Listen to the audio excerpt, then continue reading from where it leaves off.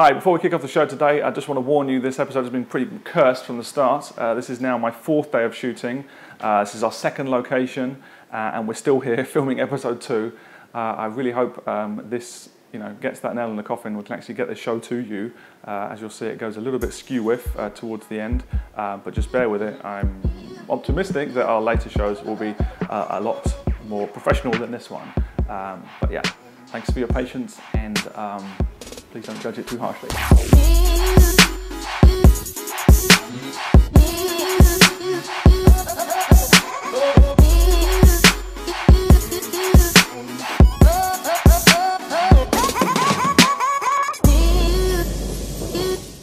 Welcome to the Nightclub Photography Show. I'm your host, Brentwood, and this is episode 2.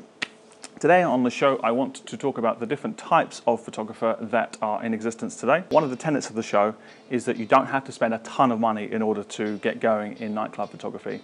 I certainly wouldn't want to create the barrier of entry to be so exorbitant that people are discouraged to do that. That's not the way this works, and really I want to encourage as many people as possible to go out there and shoot, try new things, and that's really how you learn.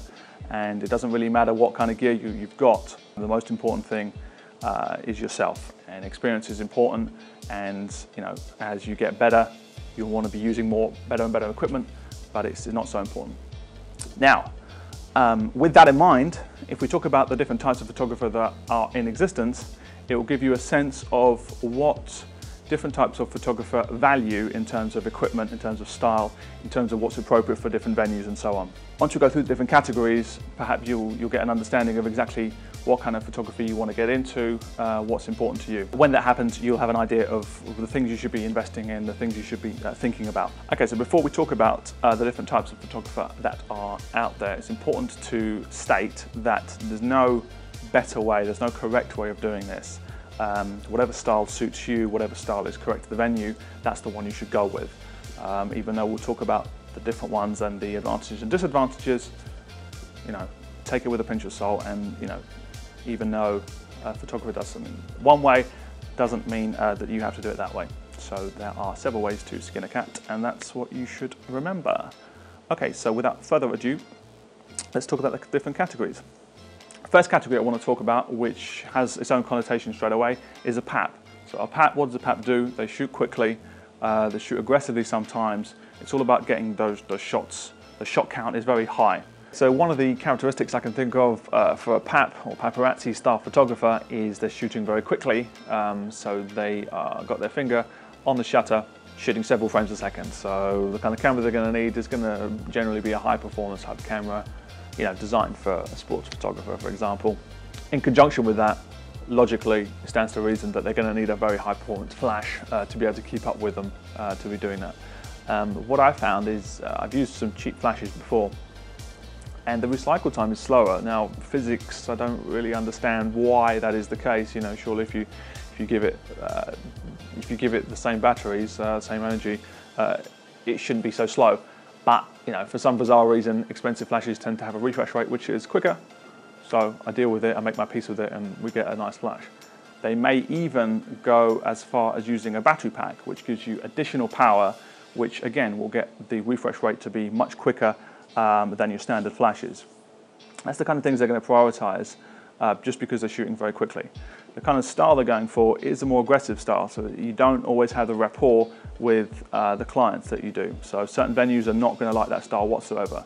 If you're going in there running around, taking photos of everyone, not caring about the rapport, not caring about how you're affecting that night, yes, you'll get the shots, but long term, that relationship's not going to be there.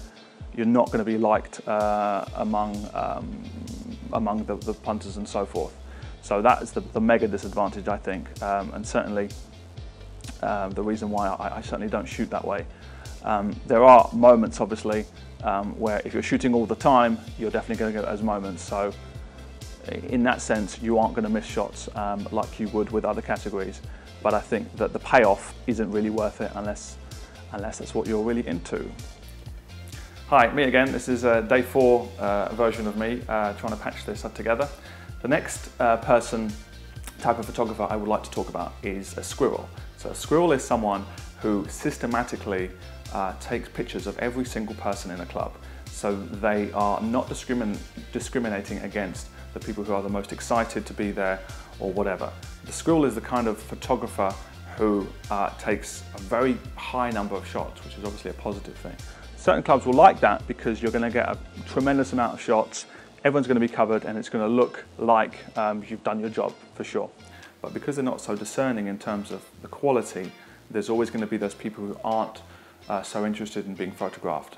So if you're going to go to a club over and over again, then there are limitations as to shooting that way. I do see a lot of people shoot that way, and certainly if you're starting, it is good to not discriminate and to shoot everyone, or as many people as you possibly can, just because you'll get good numbers. But for me, once you start learning more and more about who is okay and who's not okay to approach, then I think you do want to move away from that later on. Having said that, I've seen some very experienced photographers who are doing that over and over again, so all power to them, good luck to them. In terms of equipment, they're going to be using solid batteries, good memory cards, just so they've got enough space to be able to get that quantity high, but there's no real specific lens or flash or anything. It's not too specialized, so you can pretty much do that kind of photography and be that kind of photographer really from the get-go with basic equipment. So in that sense, there is an advantage to shooting that way. That's one of the things I didn't mention with Pat is how they're dressed, because the whole demeanor and how you're dressed does go along with different categories. A squirrel for me would be someone who is fairly obvious that they're a photographer. They might wear the traditional camera strap so that it's easier to open up people. Okay, I think that's all I want to touch for with the squirrel. It's kind of a rarity. I kind of didn't know how to place that category, but certainly I think it deserved its own few minutes, because I have seen people just systematically go around every single person, and the numbers are very high, and clubs sometimes like that, as I say, but it's there. It's not what I do, but some people do it, and good luck to them. The third category I'd like to talk about is the ninja, or the stealth photographer. They might be dressed a little bit darker in colors. They're the only category of photographer who's going to use a telescopic lens as opposed to anything else. Again, now that I say that, I realize I've missed out the lens options for the previous two things, but we'll cover that later. The important thing about the ninja style is they're very much an artistic photographer. They're looking for those candid moments more than anything. That's what they value. It is difficult to shoot that way, but certainly if you're into portrait photography or photojournalism, you're probably going to be swayed more into that form of photography. I think the better technical photographers with an experience in photojournalism or portraiture or something like that, they're going to enjoy that style of photography, of finding those candid moments where you are, finding someone off in the distance, trying to capture that moment without that person knowing that you're taking that photo from one. You can get some spectacular shots shooting that way. The issue is, what do you do when people approach you asking for a photo? You're not geared up to take those kind of photos. You haven't got a wide-angle lens on you, so there's going to be issues there.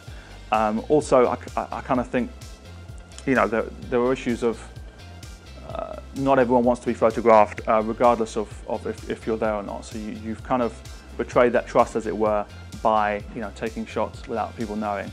It's a small issue, but it's there. It's not something I think about too much. These guys are using expensive lenses. That's probably the one thing I'd like to highlight for that category of photographer. We will talk about all these categories later on, as the reason I'm doing this show now is just to create a foundation, so that whenever I refer to squirrel, pap, ninja, or the next one we're going to talk about, it's there as a foundation, and we'll refer back to them in terms of lenses, in terms of style, in terms of dress, in terms of conduct. Everything will go in. Category I'd like to talk about today is a butterfly. Now, a butterfly is someone who is observing different situations, will gravitate towards the people having a good time, the people who are enjoying themselves, a little bit like a butterfly to flowers, I suppose. A bit tenuous, but there we go, it is what it is. Now, a butterfly can ignore a lot of other people around. They're not like a squirrel where they're systematically going around taking photos of everyone. They're concentrating their attention on the people who are having a good time. So it's all about quality rather than quantity. The one aspect of a butterfly I would like to mention is how close they get to the subject. Now, they're getting fairly close to the subject, but they're not completely in their face. Okay, there is another category of photographer we'll talk about which is completely in their face. But a butterfly is a little bit more standoffish, but when it's appropriate, they will go in there and get close and take those shots. So with that kind of photography, you're going to need a wide angle lens. Wide angle lenses are great at that because it allows you to capture groups of people while standing, a meter away. I don't really think they have too many issues in terms of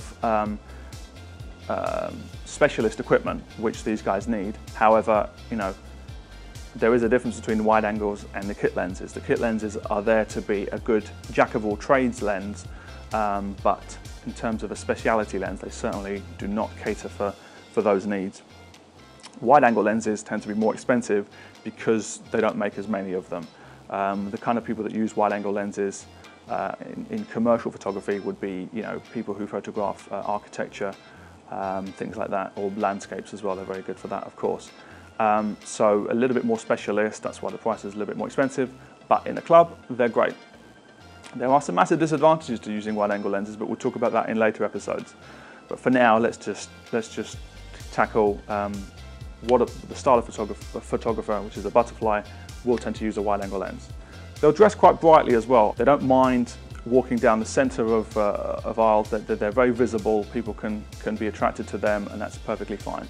That's in contrast to a ninja or stealth photographer, where it's very much they're walking around the outside of the club, that you hardly see them. It's not visible that they have a camera on them. For a butterfly, you want to be getting as many photos as possible. So it's okay to have a presence when you walk. It's okay to walk with a smile, walk with confidence. That way people will open you up and you will be able to engage with them more quickly and then move on to the next load of people. Hi, me again. Let's talk about the final type of photographer, which is the party guy. So the party guy is someone who really is the life and soul of the party. They are totally close, they're in the action, they're the ones creating the atmosphere around them. The quality of photo is not a priority here. What I mean by that is, if something's slightly out of focus, if something is badly composed because you're so close to someone, there's still value in that shot, okay? And we shouldn't obsess about the quality of the photo. When I first discovered what this kind of photographer was, you realize that these guys are some of the most successful people in our industry. Is the guys who are creating the party. They're the ones with the biggest names, the ones with the websites with tons and tons of hits.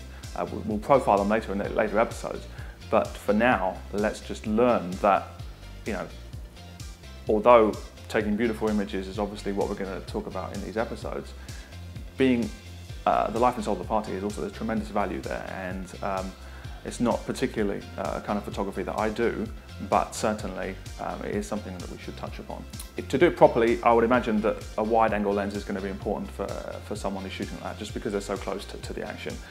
They are shooting without looking at the viewfinder a lot of the time, so they are shooting in all kinds of directions. A wide angle lens allows you a much greater margin of error. In terms of a camera, cameras with a flip out screen might be useful because then you can shoot in unusual angles. There are disadvantages to shooting with such a screen because you would be shooting in live view, and live view in low light isn't great, and we'll touch upon that later.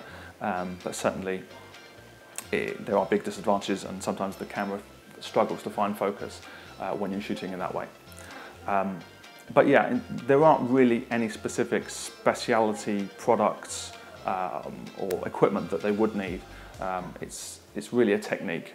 As I say, it is an important type of photographer, so we will touch upon it later, and we'll profile those kind of photographers later. But for now, let's leave it at that. And yeah, I think we've covered all the bases. Okay, thanks for bearing with me.